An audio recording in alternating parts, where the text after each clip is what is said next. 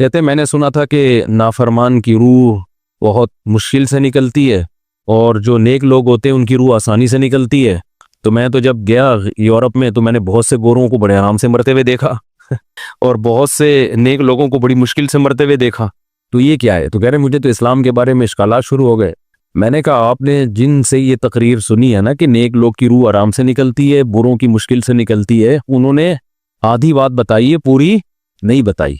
मैंने कहा ये तो सहाबा के दौर में। मैंने कहा अगर आप हदीसें पढ़ लेते एक आयत से कभी थोड़ी मसला हल होता है।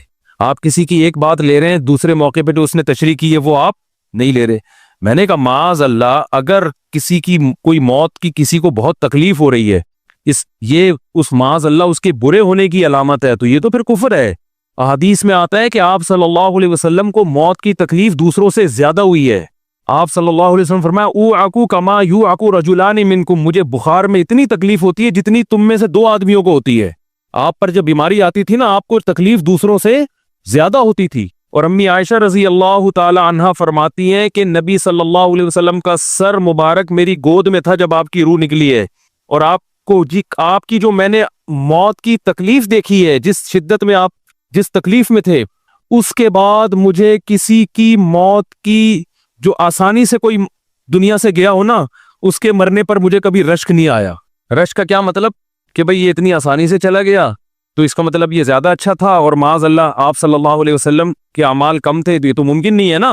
कहते हैं मुझे कभी किसी पे रश नहीं आया कि आराम से मर गया तो बहुत नेक होगा। ठीक है ना, बहुत मुश्किल है समझाना। अम्मी आयशा फरमाती हैं कि यानी अम्मी आयशा की हदीस का मफहूम बयान कर रहा हूं कि नबी सल्लल्लाहु अलैहि वसल्लम की मौत के वक्त जो तकलीफ की हालत थी उसको जब से मैंने देखा है, तो अम्मी आयशा की बात का खुलासा ये है कि अब अगर मैं किसी को देखती हूँ ना कि आराम से रूह निकल रही है, नहीं आराम से मर रहा है, दुनिया से जा रहा है, तो मुझे इस पर रश नहीं आता क्योंकि बहुत नेक होगा। क्या मतलब?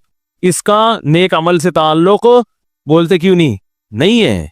लेकिन हमारे यहाँ सारा मदार किस पर है? मरने के बाद शक्ल कैसी है उसकी? आड़ा तिरछा हो गया तो जहन्नम में जा रहा है इसका मतलब। और अगर मरा हुआ है, दांत खुले में, ऐसा लग रहा है मुस्कुरा रहा है, सीधा कहाँ जा रहा है? ओ भाई, अगर खुदा न ख्वास्ता कोई लकवे का मरीज था, कोई फालिज का मरीज था, वो तो मरेगा तो उसका तो बेचारे का होगा थोड़ा सा चेहरा भी टेढ़ा हो सकता है, कुछ भी हो सकता है, नेक लोगों का भी हो सकता है। तो मदार किस पर है? आमाल पर। और नेक लोगों को बाज दफा मौत के वक्त डबल तकलीफ दी जाती है। एक तो इसलिए दी जाती है, या तो इसलिए कि कोई गुनाह इनका बाकी रह गया होता है। अल्लाह क्या कहते हैं, भाई कब्र में जाने से पहले इसको हमारे पास धुला के लेके आओ, साफ सुथरा हो के। अब हमारे पास आ रहा है तो अब हम नहीं चाहते कि इसके गुनाहों की गठरी हो, इसको पाक साफ करके ले। मैंने बड़े बड़े बुजुर्ग देखे जिनको आखिरी वक्त में बहुत मुसीबत में गुजरी उनकी, यानी जिंदगी के आखिरी अय्याम, बेटियों की टेंशन, किसी बेटी को तलाक हो गई, वो घर आ गई, कोई और मसला हो गया, तो बड़ी टेंशन में आखिरी वक्त। लेकिन वो जबान से क्या कहते थे? शुक्र। क्या शायद अल्लाह ताला हमारे गुनाहों को माफ करना चाहता। औलाद की हदीस में आता है कि इंसान को उसकी घरवाली की तरफ से, उसकी औलाद की तरफ से, उसके जिस्म की तरफ से तकलीफें पहुंचती रहती हैं और उसके गुनाह माफ होते रहते हैं। हत्ता लकी अल्लाह ताहिरन मुतहरा, जब अल्लाह के पास आता है नीट क्लीन, बिल्कुल गुनाहों से पाक साफ हो गया। लेकिन ये तकलीफ होती है जिसमें सब्र की तौफीक भी मिलती है, क्योंकि अल्लाह दे रहा है ना तकलीफ, और अल्लाह सजा के तौर पे नहीं बल्कि कफारे के तौर पे, ताकि हमारे पास आए तो साफ सुथरा हो गए। तो इस तकलीफ में फिर सबर की तौफीक, इसलिए उलमा कहते हैं जिस तकलीफ में सबर की तौफीक मिल रही है, समझ लो ये रहमत है। ये क्या है? रहमत है। ये अल्लाह आपको बनाना चाह रहा है कुछ। अब लोग कहते हैं ये वाली तकलीफ क्यों, वो वाली क्यों नहीं आई, ये तो बहुत ज्यादा हो गई। तो भाई अल्लाह से कोई नहीं लड़ सकता, वो जो दे रहा है वो उस पर सबर करो। इसी को कहते हैं तकदीर पर रिजा, जो अल्लाह ने मुकद्दर किया है अब उसमें क्या है, कोशिश करेंगे, अल्लाह से आफियत मांगे, ए अल्लाह हमें तकलीफें नहीं चाहिए, हम तो वैसे ही कमजोर हैं, ऐसा ना हो तकलीफ में और ही नाफरमानी पे ना आ जाए, हमें तो खुशियों भरी जिंदगी चाहिए, और अल्लाह उन खुशियों में शुक्र की तौफीक दे के गुनाह माफ कर दे। ठीक है ना। जैसे लोग हकीम के पास जाते हैं, हकीम साहब के पास दो तरीके होते हैं इलाज के। एक तरीका तो ये कि भाई ये कड़वी गोली है, 2-3 खाओगे फिटफाट हो जाओगे, इसमें ये भी परहेज, ये भी परहेज, ये भी परहेज। और एक तरीका होता है भाई दूध जलेबी खाओ, इलाज लंबा हो जाएगा, लेकिन वो दवा में क्या है, दूध जलेबी। तो आप कहते हो भाई ये दूध जलेबी वाला मुझे दे दो, ठीक है लंबा इलाज करवा लूंगा, फायदा देर से होगा, लेकिन मैं ये करेले का जूस नहीं पी सकता। तो हम नालायक लोग हैं, शुक्र से भी इंसान के तरक्की होती है, तो अल्लाह से ये मांगना चाहिए अल्लाह हमें नेमतें दे, तकलीफों से बचा और शुक्र की तौफीक दे ताकि हमारे दर्जात बुलंद हो। तो शुक्र के भी तो बड़े फजाइल है ना। तो मांगने तो, क्योंकि अब्दियत और गुलामी का तकाजा ये है कि अल्लाह से आफियत मांगी जाए, लेकिन अल्लाह तकलीफ दे दे तो उस पर सब्र। तो हमारे नबी सल्लल्लाहु अलैहि वसल्लम को, हाँ, या तो इसलिए तकलीफ होती है गुनाह माफ, या इसलिए कि दर्जात बुलंद। अल्लाह चाहता है कि भाई ये दुनिया आजमाइश की जगह है, जब आखिरत में आना तो इतना तुझे नवाजूं। तो हमारे नबी सल्लल्लाहु अलैहि वसल्लम जन्नत में आखिरत में सबसे आला मकाम किसका होगा? सैयदुल अंबिया मोहम्मद सल्लल्लाहु अलैहि वसल्लम, हजरत आदम से भी ज्यादा, नूह अलैहिस्सलाम से भी ज्यादा। तो अल्लाह ने फरमाया कि आपको प्रोटोकॉल देने के लिए आखिरी जो अब आपका आखिरत का सफर है ना, उसमें मादी तकलीफ आपको दूसरों से ज्यादा दी जाएगी। यही वजह है कि हजरत फातिमा रजी अल्लाह ताला अन्हा, आपकी चहीती बेटी, जब उन्होंने आप सल्लल्लाहु अलैहि वसल्लम की उस तकलीफ को देखा ना, जो मौत के वक्त तकलीफ थी और जो बुखार की शिद्दत थी, वाह करबा अबता, फरमाती थी हाय मेरे वालिद का कर्ब। बहुत ज्यादा गमजदा हो गई उनको देखकर, किस कदर तकलीफ में है। तो आप सल्लल्लाहु अलैहि वसल्लम ने फरमाया ला करबा अला अबी का बादल यौम। कैसे तसल्ली के जुमले। अपनी बेटी से फरमाया है फातिमा तेरे बाप पर आज के बाद कोई तकलीफ, बोलो ला करबा अला अबी का बादल यौम। इसमें भी आप सबर का पहलू तलाश कर रहे हैं, शुक्र का। बस ये अल्लाह की तरफ से आखिरी है। आज के बाद है मेरी बेटी तेरे बाप पर कोई तकलीफ नहीं। अपनी बेटी को भी तसल्ली दे रहे हैं कि गम हल्का कर, बस ये अल्लाह की तरफ से आखिरी है, आज के बाद कोई तकलीफ नहीं होगी। तो हमारे यहाँ वो बेचारा तकलीफ से जा रहा है, तो यार देखा आ गया ना सामने, लगे ये देखा, हम तो कहते थे बंदा ही 2 नंबर है, अब आ गया ना। तो देखो कैसे मर रहा है।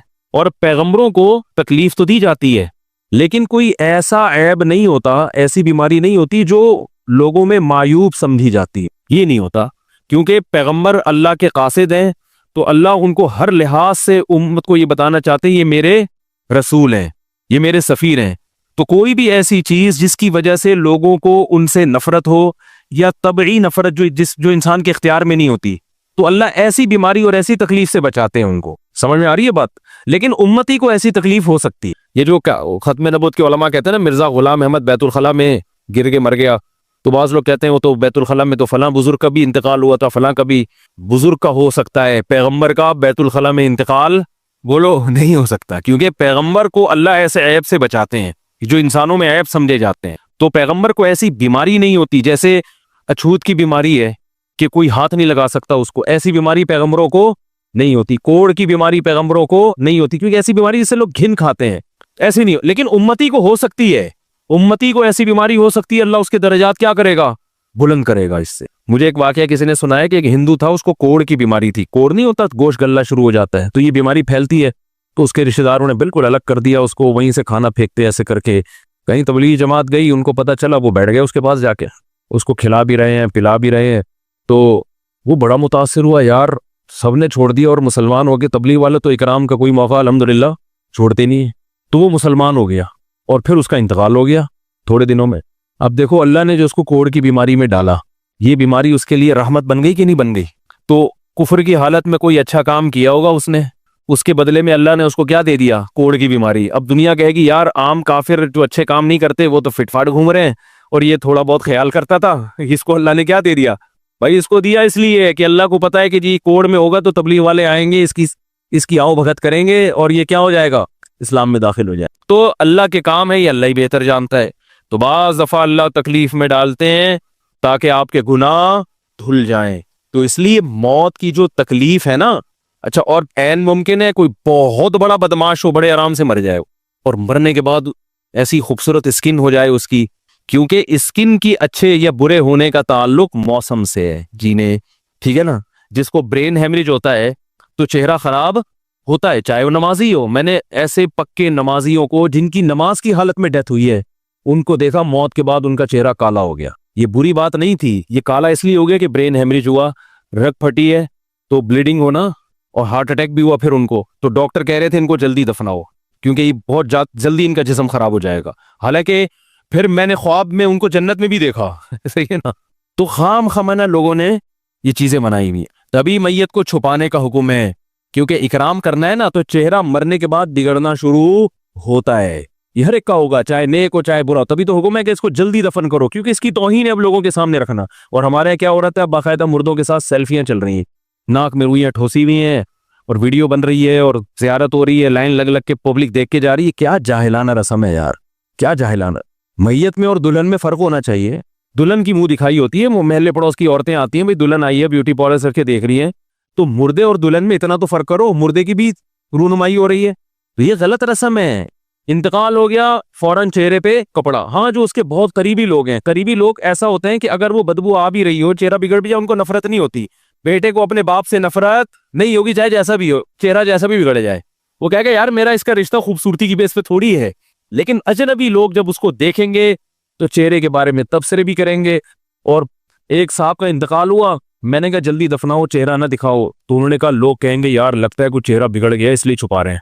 मैंने कहा अब तो और छुपाना चाहिए, इसलिए कि जिसका बिगड़ जाए उसको तो छुपाएंगे तो फिर लोग यकीनन कहेंगे बिगड़ा हुआ चेहरा है। तो इस रस्म ही को खत्म कर देना चाहिए। इंतकाल हुआ, फौरन चेहरे पे कपड़ा। हाँ, बीवी देख सकती है अपने शौहर को, या बेटे हैं, या इस तरह जो भाई बहन है करीबी, वो देख लें। बाकी पब्लिक से छुपा के उसको फौरन क्या करो, दफन। अब तो कब्र में जाके भी दिखा रहे होते हैं। ये अजमियों की गंदी रस्म है, बुरी रस्म है। गंदी का लफ्ज मैंने थोड़ा सा ज्यादा सख्त इस्तेमाल किया, लेकिन मुझे इससे ज्यादा हल्का लग नहीं रहा कोई लफ्ज। अरब में ऐसा नहीं होता। सऊदी अरब में जो है ना, अरब लोग बहुत सी चीजों में अभी भी इस्लाम के बहुत करीब हैं, बड़े खान। हम लोग चूंकि हिंदुओं के साथ ज्यादा रहे हैं ना इंडिया में, तो बहुत सी चीजें हमने वहां से क्या ली हैं जो मजहबी लोगों में भी आई हैं। अरब में ये सिस्टम नहीं मिलेगा आपको। अरब में जब तक जिंदा है, एहतराम, अदब, तमीज। इंतकाल हो गया, फौरन से पहले दफनाया, कब्र पे तख्ती भी नहीं लगाते। वो जब जायज है तख्ती लगाना, लेकिन वो भी नहीं लगाते। कह रहे अब इसको तख्तियों की जरूरत नहीं है, अब दुआओं की जरूरत है। दुआएं होती रहती हैं अब्बा के लिए, सदक़ात व खैरात करते हैं। तब ऐसा सदके करते हैं अरब कि आपकी सोच होगी। ऐसी सखावत है अरबों में, अपने अब्बा के लिए, अपनी अम्मा के लिए दुआएं करते हैं। वो मैंने बताया ना, एक वाकया मैंने बहुत पहले सुनाया था। जद्दा में मैं किसी के यहाँ ठहरा हुआ था, सऊदी अरब में, पाकिस्तानी थे वो किसी अरब के साथ 30 साल से मुलाजमत कर रहे थे। अरबों का ना आपको एक पहलू दिखाया जाता है मीडिया पे, जो अच्छा पहलू है वो नहीं दिखाया जाता। और इस्लाम की वजह से उनमें खूबियां हैं, वो नहीं दिखाया जाता। तो एक अरब शेख था जिसकी, हाँ ये मुलाजिम। दूसरा, अरब का जो असल कल्चर आपको मिलेगा गांव देहातों में, शहरों में तो पता नहीं कौन कौन आगे आबाद हुआ है, उसमें अच्छे भी हैं बुरे भी हैं।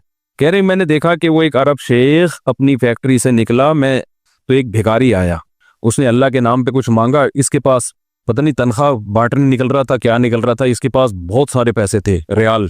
तो इसने उसको भिखारी को दे दिए।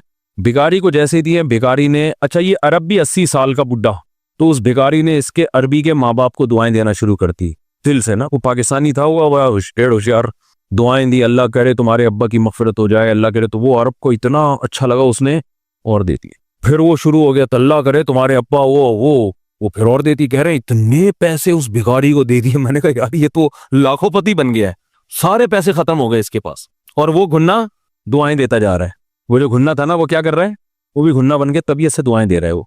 और रोना भी आ जाता है पाकिस्तानियों को, आपको पता है। तो कह रहे वो चला गया, पैसे खत्म हो गए। इस अरबी ने कहा अगर ये मेरे पास और भी पैसे होते ना, ये दुआएं देता रहता मैं पैसे। बाज ऐसे जज्बात हो जाते हैं ना इंसान के कि उसको लगता है कि शायद ये दुआ कबूल हो रही है, बाज दफा ऐसी कैफियत आ जाती है इंसान के ऊपर। तो वो पाकिस्तानी थे जिन्होंने मुझे वाकया सुना। कह रहे हैं यार इनके अंदर कोई इनके करीब रहे ना, तो बाज चीजें इनमें बड़ी खानदानी। अरबों में माँ बाप का बहुत एहतराम है, बहुत। जितने कस्टमर के साथ बदतमीज होते हैं ना, बाप और माँ के साथ उतने ही अच्छा सलूक करते हैं। ऐसा नहीं है जैसे जबान चला दी और ये कर दिया। बाप बैठा होगा, सब चुप करके आराम से बैठे होंगे कि बाप ये बोल बेटा रहा है। हमारे यहाँ बेटा बाप लग, मैं तो लोगों से पूछता हूँ ये पहले क्यों, कि मुझे ऐसा लग रहा है आपका बच्चा आपसे पहले पैदा हो गया, यानी वो बाप बना हुआ होता है। ठीक है ना, बातें ऐसे कर रहा होता है कि जो बेटा है वो बाप लग रहा है, जो बाप है वो बेटा लग रहा है। तो खैर कहाँ से कहाँ बात चली गई, क्या बात कर रहा था। अरे यार ये तो मौजू को कोई पकड़ के रखे, ये बहुत बड़ी जाहिल पीर की बात तो मैंने शुरू की थी, शैतान हवा वगैरह सब हो गया। हाँ, ये बात चल रही थी कि मौत की तकलीफ अगर किसी को होती है, मैं ये बता रहा था कि इस्लाम की बातें इलॉजिकल बात इस्लाम नहीं करता। हाँ, मजहबी लोग बाज दफा ऐसी बातें करके लोगों को बेवकूफ बना देते हैं, कुरान की आयतों की गलत तफसीर कर लेते हैं कि भाई वो इतनी तकलीफ से मरा, इसका मतलब वो जहन्नम में जाएगा, वो नेक आराम से मर गया। तो कुरान और सुन्नत से मिलता है कि नेक लोगों को मौत की तकलीफ बहुत दफा होती है, ज्यादा, बहुत दफा नहीं भी होती। अब ये नहीं कि कोई आराम से मर गया तो आप कहें सीधा जहन्नम में गया, इसको तो तकलीफ ही नहीं हुई, ये भी जरूरी नहीं है। ठीक है, उसको बोले ये अल्लाह की रहमत है, अच्छा गुमान रखना चाहिए ना कि भाई ये अल्लाह ने पहले ही धुला दिया इसको। तो ये जो मौत की तकलीफ जिसको कुरान में आता है ना कि बुरे लोगों को मौत की तकलीफ होती है, वो रूह निकलने की है, कि जब आलम बरज़ख की तरफ रूह जाती है और उसको बरज़ख की चीजें नजर आना शुरू होती हैं, तो फिर रूह चाहती नहीं है कि मैं जिस्म से जुदा हूं, लेकिन फरिश्ते उसको खींच के निकालते हैं। तो तो ये आलम बरज़ख की चीज है, इसका इस मादी जिंदगी से ताल्लुक नहीं है। मादी जिंदगी में तो किसी के यहाँ गोली मारोगे ना, ठा करके गई, निकल गई, मर गया। और किसी को कीमा बना के मारोगे तड़पा तड़पा के, तो तड़प तड़प के मरेगा वो। मादी जिंदगी में किसी को आग में फेंकोगे तो जल के मरेगा, चाहे नेक आदमी हो। और किसी की गर्दन उड़ाओगे तलवार से तो 1 मिनट में क्या हो गया, खत्म। लेकिन जो उसकी रूह निकल रही है, खुदा के पास जा रही है, वो मंजर नाफरमान का बहुत ही भयानक होता है। और नेक आदमी की रूह ऐसे परवास करती है, वो उसकी तकलीफ है। और इस पर मैं एक वाकया भी सुना चुका हूं, दोबारा नहीं सुनाऊंगा, कि कैसे दुनिया में भी इसके मुशाहिदात हुए हैं लोगों को, कि कैसे उनको आखिरत की चीजें नजर आना शुरू हो गई और वो बातें कर रहे हैं, बाकायदा बता रहे हैं, फरौहुं व रैहानुं व जन्नतु नईम, जो कुरान में आता है ना, फरिश्ते आते हैं उसकी रूह कब्ज करते हैं। तो वो बाज़ दफ़ा अल्लाह दुनिया में भी दिखा देते हैं